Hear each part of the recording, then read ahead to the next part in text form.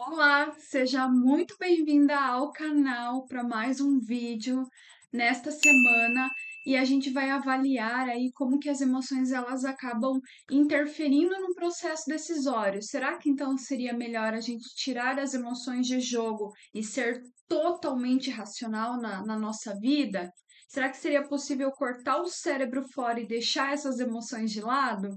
A gente vai ver o porquê que isso não é viável nesse vídeo.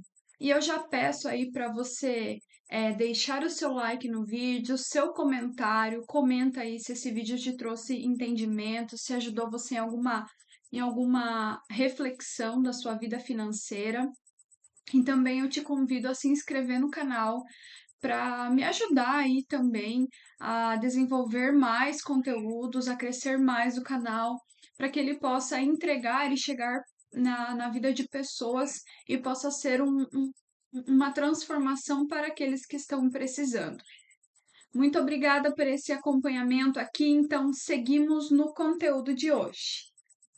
Diante de tudo, né, que a gente já veio falando nesses últimos vídeos, nessas últimas semanas, talvez você, assim como eu, né, eu já pensei, então é fácil resolver a questão emocional em relação ao dinheiro.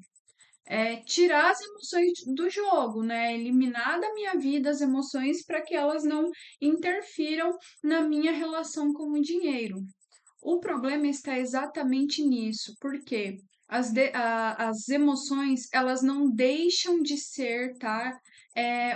Um fator importante no processo decisório, tá? Então, as emoções, apesar de nos atrapalhar por um lado, quando a gente não consegue gerir e administrar na nossa vida as emoções, elas executam um papel importantíssimo no nosso processo de decisão.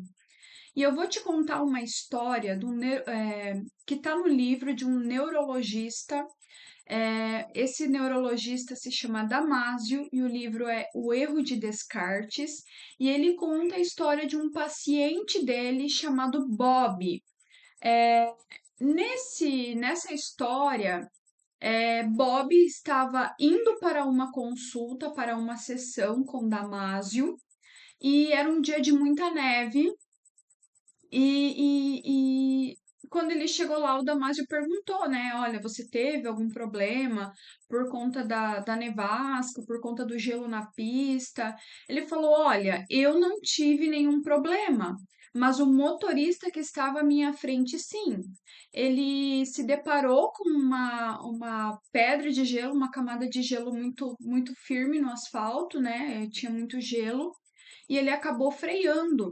E quando ele freou, ele se apavorou, ele foi para uma vala e acabou, né, se acidentando.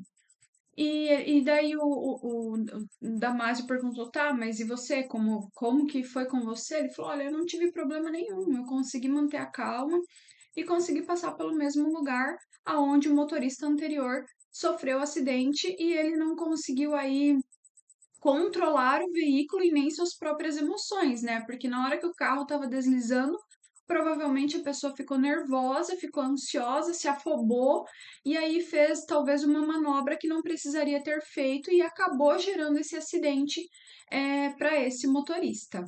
Outro fator, assim, que é no mínimo né, nessa história do Bob, é que ele, assim, ao mesmo tempo que ele não ficou nervoso e não perdeu o controle nem emocional e nem do carro, ele também não teve muita empatia, não demonstrou muita empatia com o motorista que estava à frente, né?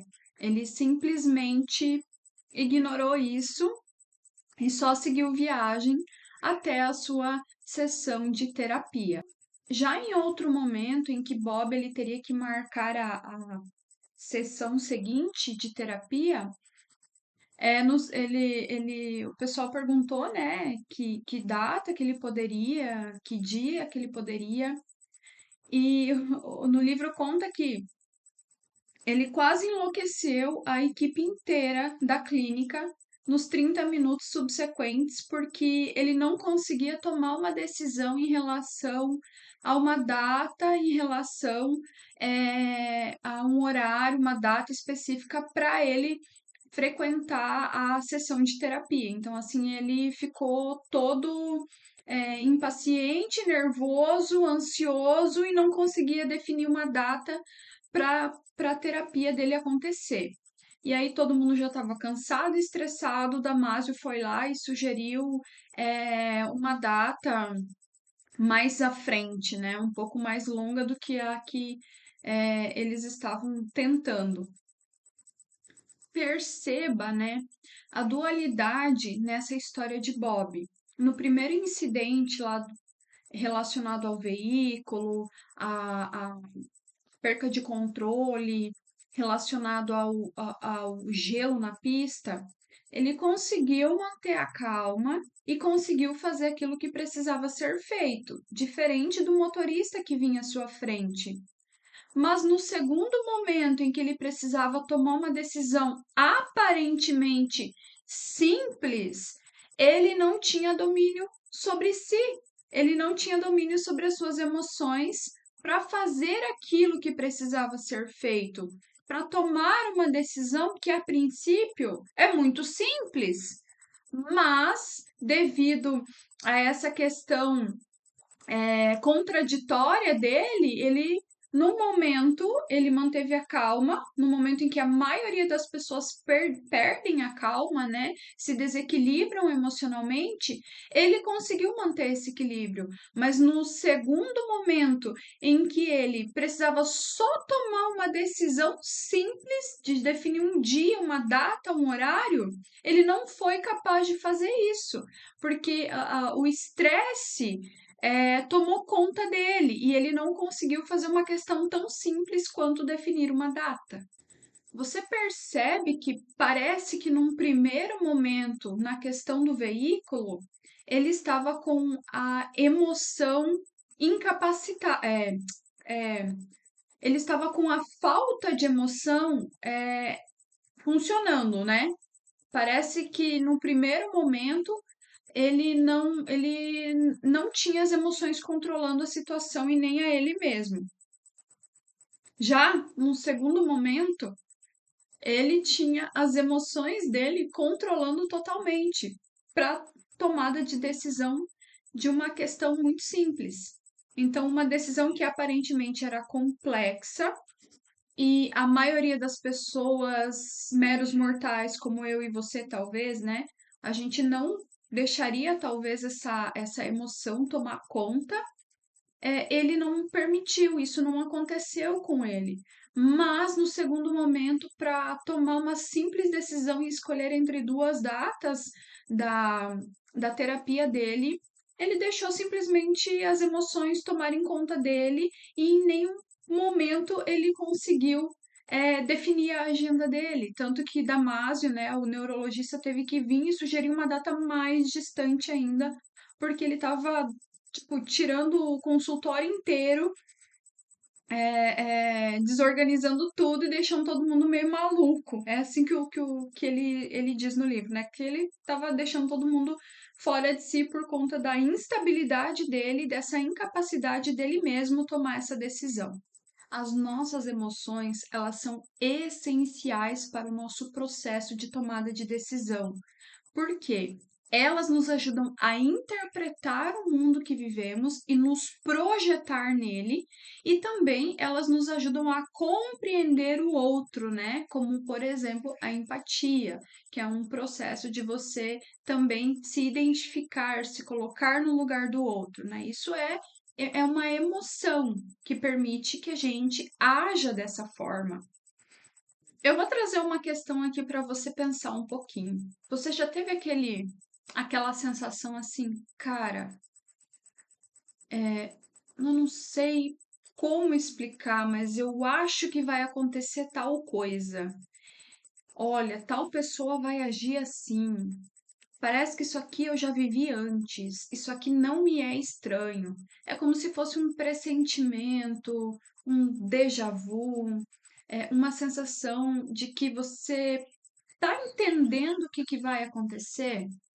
Pois é, isso tem um nome e ele foi dado por Damásio, também esse neurologista, que ele chama de marcadores somáticos. Esses marcadores somáticos, eles estão presentes no nosso inconsciente, mas são esses marcadores é, que a gente vai acabar se apoiando para tomar ou não alguma decisão. São eles que vão nos direcionar mais para um lado ou para outro.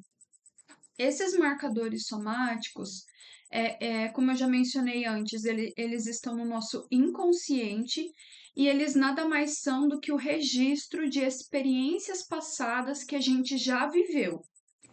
Eles funcionam como se fosse um GPS interno, onde eles vão dar uma direção quando a gente for tomar uma decisão. Eles vão nos direcionar nesse processo decisório. Eles ajudam a moldar a nossa decisão, nos aproximando ou nos afastando de algumas decisões específicas. Vamos a um exemplo? Supõe que você foi a um restaurante e você comeu um salmão ou um risoto e naquele dia a comida não te caiu bem, você passou extremamente mal e você, meu Deus, você não quer mais nem ouvir falar em salmão, em risoto, você quer evitar aquela comida.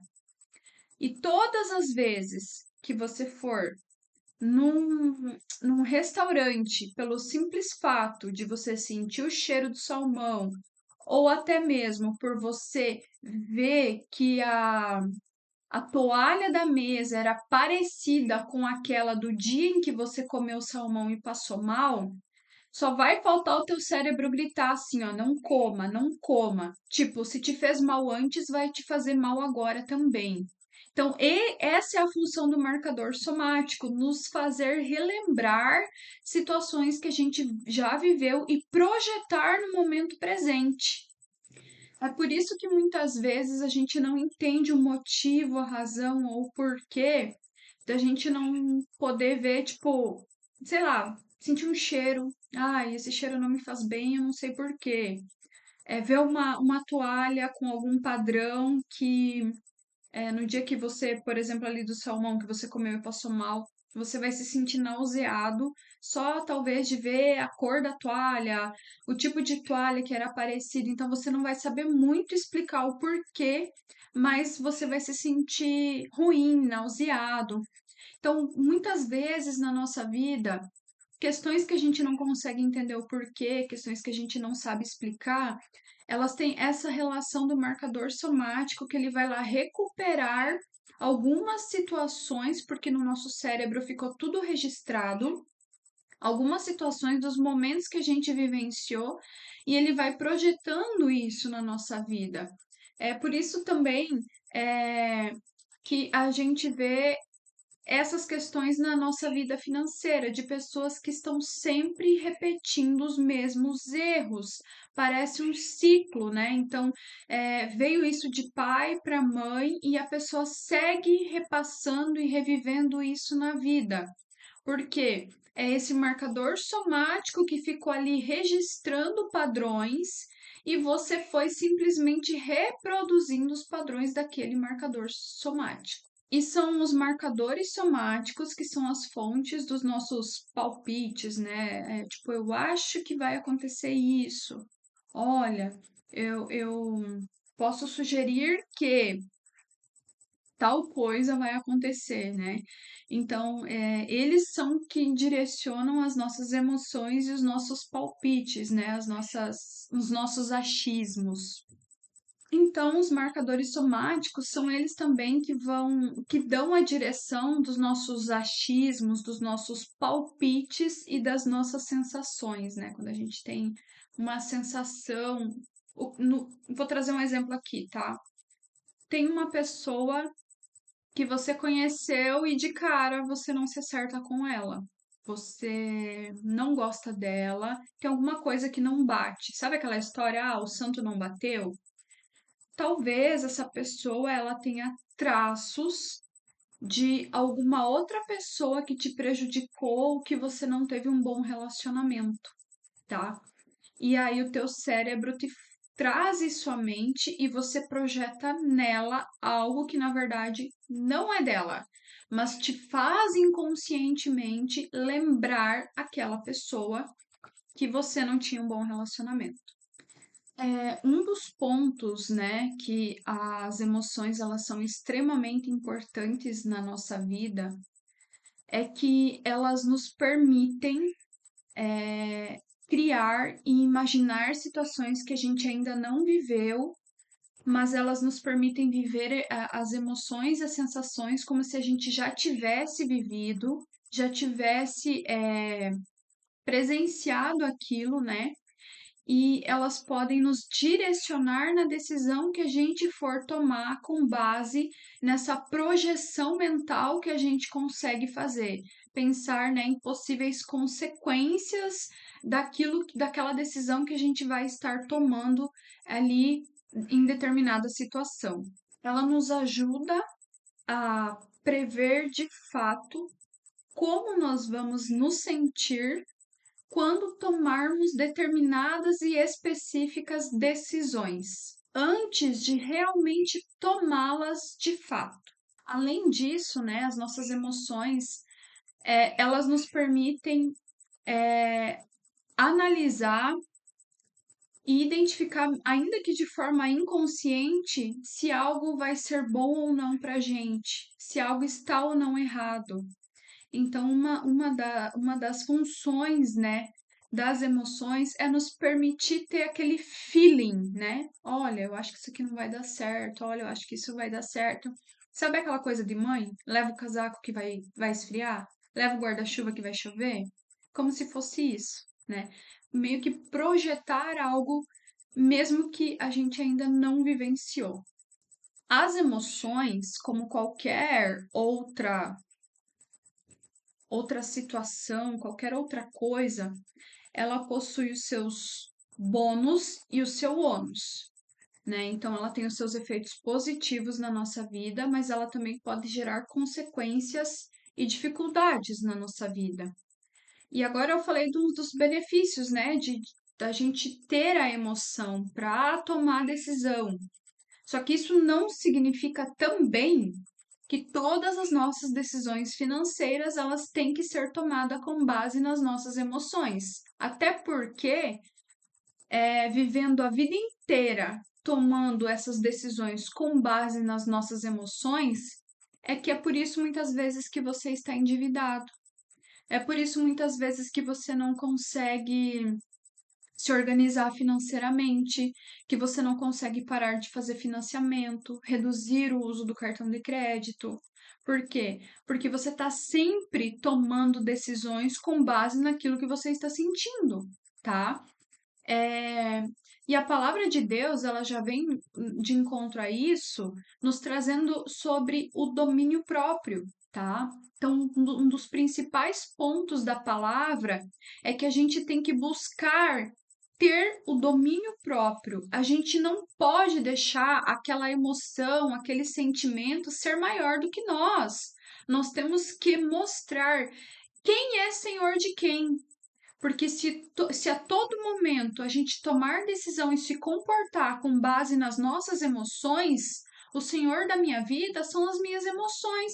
Porque eu estou vivendo ao bel prazer das minhas vontades e daquilo que eu quero sentir.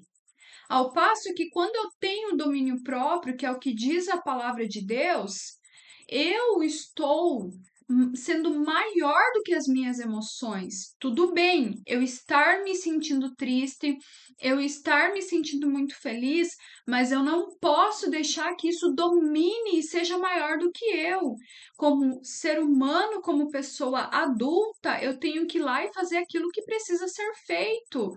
Muitas vezes a gente não quer ir para academia no inverno, no frio, a gente não quer fazer um monte de coisa, mas nós não podemos nos permitir a viver somente por aquilo que a gente quer, porque aí entramos na zona de conforto, aonde a gente não cresce, aonde a gente não se desenvolve, porque o nosso cérebro Ele funciona através da neuroplasticidade.